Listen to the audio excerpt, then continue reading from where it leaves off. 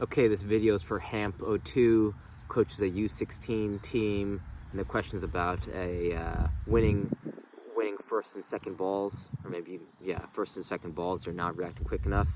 So if you structure, the way to solve this is counterintuitive, because it's not necessarily spending more time winning first and second balls. It's to develop a structure for training where you're doing the same general, you have the same pattern of training every day, and the pattern is going to facilitate fast decision making, fast movement on the ball, right? You want to structure it where they're doing the first 15 or 10 to 15 is warm up, the next 10 to 15, that's possession, then it's finishing on goal, then crossing and finishing, then playing to big goals.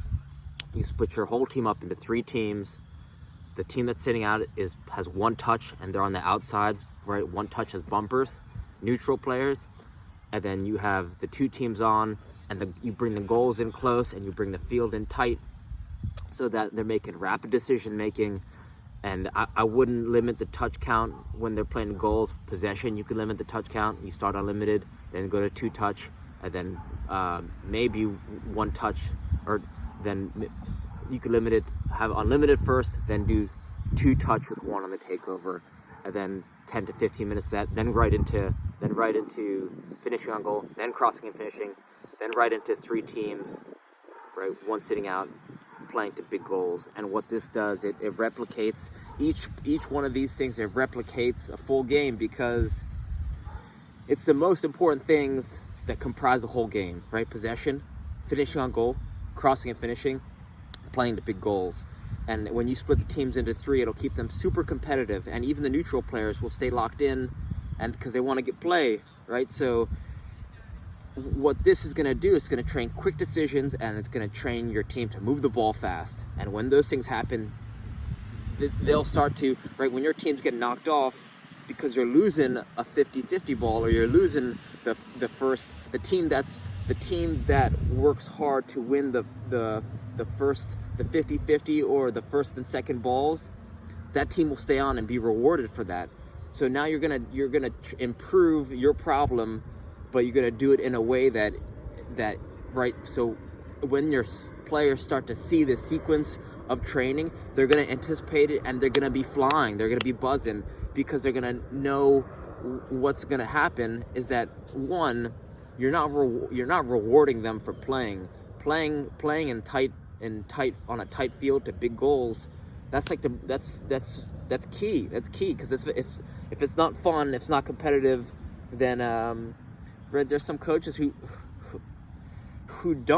think it's like a reward, but it's not a reward. It's not a reward. And what you could do is slight variations on each section. So for possession, you could have a tight field, and then you put gates right around the field, maybe 5 or 6 gates, and then to score a point, now the team needs to get the ball. To score a point, you need to put the ball through a gate to your own team. Another variation is, right, 3 team possession. If you got perfect numbers, 18 players, or you got 12 players, 3 teams of 4, whatever, right? When you have a 3 team playing, no one wants to be the worst team, right? If you're the worst team, that's the worst. So it stimulates, it creates the natural competitiveness within practice that is going to make your team better overall, right? The more competitive your team is during practice, the more competitive they'll be during the games, right? I cannot stress this routine enough. It's warm up, finishing on goal.